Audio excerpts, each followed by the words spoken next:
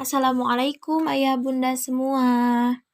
Alhamdulillah pada kesempatan yang berbahagia ini saya diberikan kesempatan oleh Allah Subhanahu wa taala untuk melaksanakan KKN di sekolah tempat ayah bunda meniti ilmu, yaitu di TK Nur Zaki di Desa Pada Asih.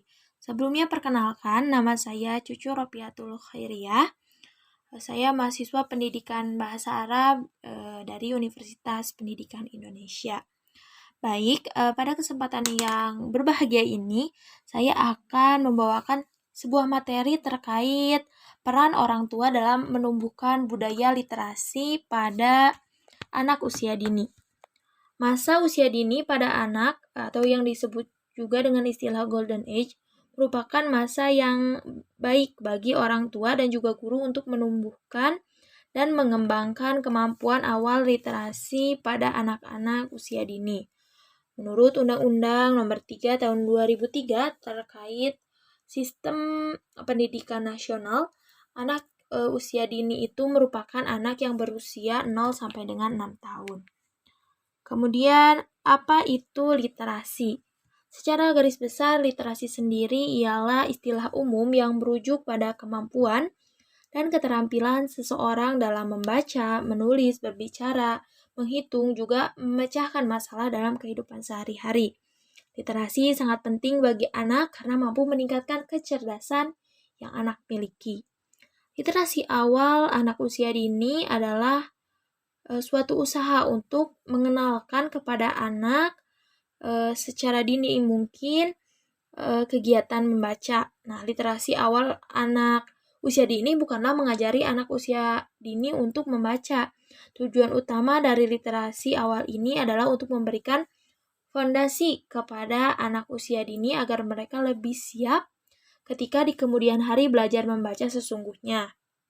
Nah, adanya paksaan kepada anak usia dini untuk dapat membaca sebelum tahapan perkembangannya ini akan mempengaruhi kegiatan membacanya di kemudian hari, yaitu mereka akan mengalami kegagalan dalam kegiatan membacanya.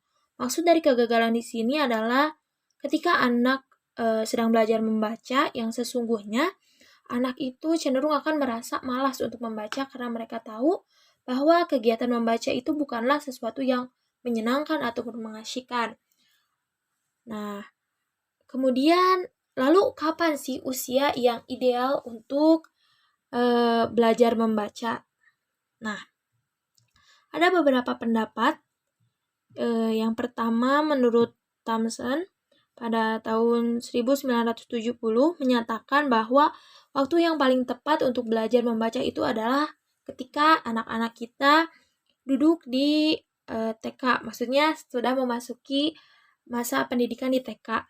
Mengapa demikian? Karena yang pertama, pada masa tersebut anak-anak ini cenderung memiliki rasa ingin tahu yang sangat tinggi, sehingga mereka akan sering melontarkan pertanyaan-pertanyaan. Kemudian, pada masa ini juga mereka sudah lebih siap menerima hal-hal yang dilihatnya di sekolah. Nah, kemudian adapun pendapat lain dari Montessori pada tahun 2010 di mana waktu yang ideal untuk belajar membaca itu adalah ketika anak berusia 4,5 sampai 6 tahun. Karena pada masa tersebut anak berada pada masa yang peka untuk belajar membaca karena telah memiliki kesiapan membaca dan selanjutnya yaitu pendapat dari Dr. Rizal Fadli dalam sebuah artikel di situs Halodoc. Beliau mengungkapkan bahwasannya waktu atau usia yang ideal untuk belajar membaca pada anak itu ada di rentang usia sekitar 4 sampai dengan 5 tahun. Lalu bagaimana sih peran orang tua dalam menumbuhkan budaya literasi pada anak usia dini? Nah, sebelumnya ada sedikit hal mungkin yang ingin saya kembali ingatkan, sama-sama ingatkan kepada ayah dan bunda di rumah, bahwasannya tugas mendidik itu bukan hanya kewajiban dari guru. Justru yang memiliki tanggung jawab lebih besar adalah orang tua di rumah. Nah, mudah-mudahan Dengan adanya kesalahpahaman ini antara guru-guru di TK Nur Zaki, baik orang tua yang ada di rumah, karena pahamnya telah sama, kemudian kedepannya diharapkan dapat bekerja sama lebih baik lagi. Nah, jadi peran yang pertama, peran orang tua dalam menumbuhkan budaya literasi pada anak ini, modeling. Orang tua itu adalah model bagi anaknya, adalah panutan bagi anak-anaknya. Orang tua itu dapat memengaruhi secara kuat sekali dalam hal keteladanan bagi sang anak, baik dalam hal positif maupun dalam hal negatif. Cara berpikir dan perbuatan anak dibentuk oleh cara berpikir dan perbuatan orang tua. Dengan cara seperti inilah orang tua mewarisi perbuatan dan pola pikir untuk anaknya. Lalu bagaimana hubungannya dengan menumbuhkan budaya literasi? Nah, budaya literasi pada anak ini bisa kita mulai dengan menjadi panutan kepada kepada anak-anak kita, di mana kita bisa menjadi contoh, memulai dengan misalnya memiliki kebiasaan membaca buku, sehingga anak itu menjadi terbiasa melihat, dan mudah-mudahan kedepannya bisa mengikuti. Balik lagi karena orang tua merupakan panutan bagi anaknya. Yang selanjutnya yaitu mentoring atau pendampingan. Nah, mentoring ini juga bisa diartikan sebagai kemampuan untuk menjalin dan membangun hubungan. Nah, salah satunya bisa dibentuk dengan memiliki quality time bersama anak untuk berkomunikasi, untuk misalnya bercerita sebelum tidur, sehingga terbentuklah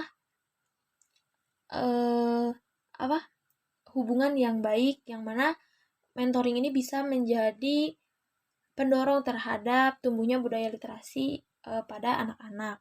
Yang ketiga yaitu organizing atau pengorganisasian, di mana contohnya itu orang tua bisa mengorganisasikan buku-buku, jadi bisa memberikan fasilitas kepada anak untuk memberikan buku yang memang atas dasar kemauan atau minat dari anak-anak kita semua.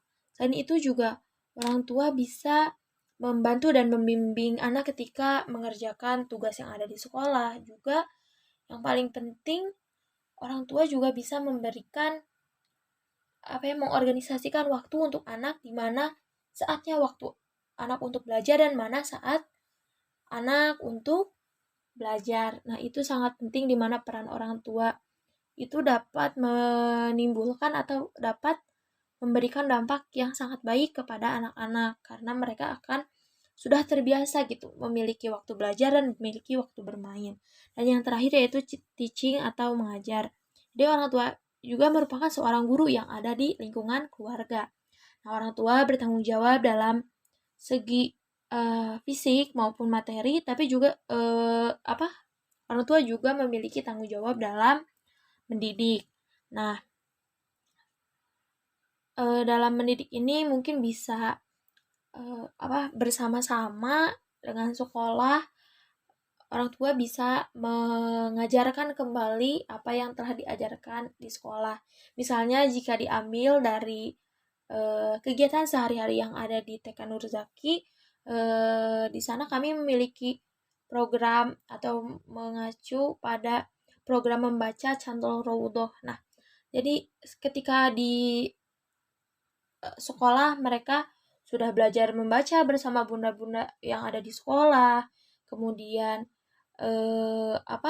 pendalaman materinya. Nah, di rumah itu bunda-bunda semua bisa membantu untuk membiasakan anak-anaknya mendengarkan CD yang telah dibagikan oleh TK Nur Zaki, sehingga belajarnya itu tidak hanya mengandalkan di sekolah saja, tapi juga di rumah sudah biasa belajar bersama ayah bunda semua di rumah.